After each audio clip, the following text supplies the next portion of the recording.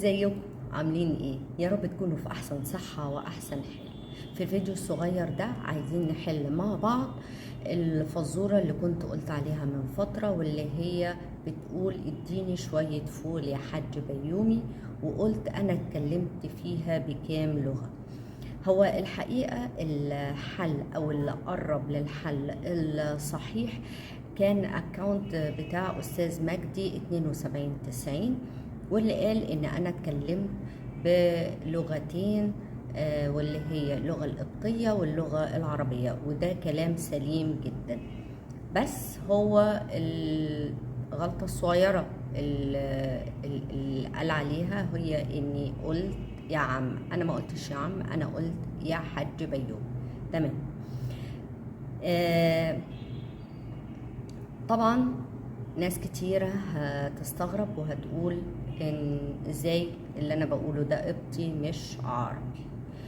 ده علشان نشرحه فهو محتاج شرح شوية طويل وسلسلة من الفيديوهات بتتكلم عن نشأة اللغة وتطورها، ولحد ازاي اما بدأنا نتكلم اللغة ديت، واللي هي أشبه ما تكون باللغة العربية.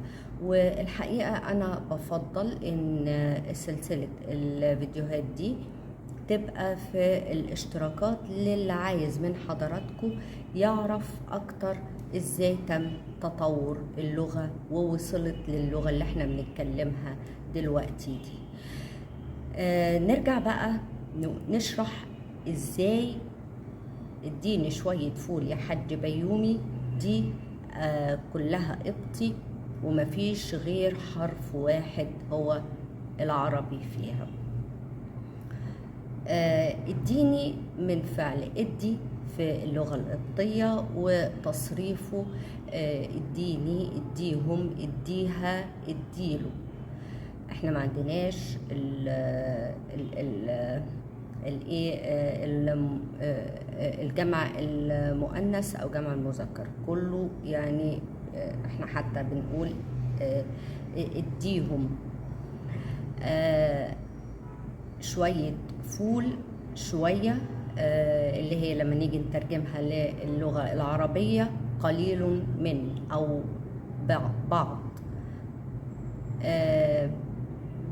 فول اللي هو الفول العادي، وبرضو كان عندنا بيتنطق باسم فل. يا هو حرف النداء، وده هو الحرف الوحيد في الجملة باللغة العربية، لأن عادة في اللغة قبطية ما عندناش حرف النداء، وإن كان مستخدم في اللغة القديمة الكلاسيكية، أظن لغاية الدولة القديمة وأوائل الدولة الوسطى، لما بدأ يبقى في تطور للغة ويدخل عليها تحديثات وكلمات تانية. احنا قلنا اديني شوية فول يا حاج بيومي. حاج دي قبطي، وهي بنفس النطق ده حاج. انا كنت قلت قبل كده ان احنا عندنا الحرفين، حرف الجيم المخفف وحرف الجيم المعطش. حاج بتحمل معاني النقاء والصفاء، وكمان من معانيها اللون الأبيض، ومن أهم معانيها إن شخص راح حج في أبيدوس عند راس وزير، ورجع ناصع البياض من ذنوبه، أو يعني زي ما بنقول رجع كيوم ولدته أمه.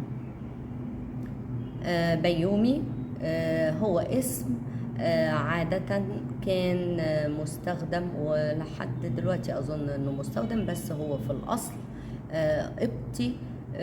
معناه الراجل اللي من بحري، أو اللي قاعد على البحيرة أو عايش على البحيرة. كده احنا حلينا الفزورة، ونتقابل مرة تانية في فيديو جديد. كان معاكم داليا سعد الدين. سلام.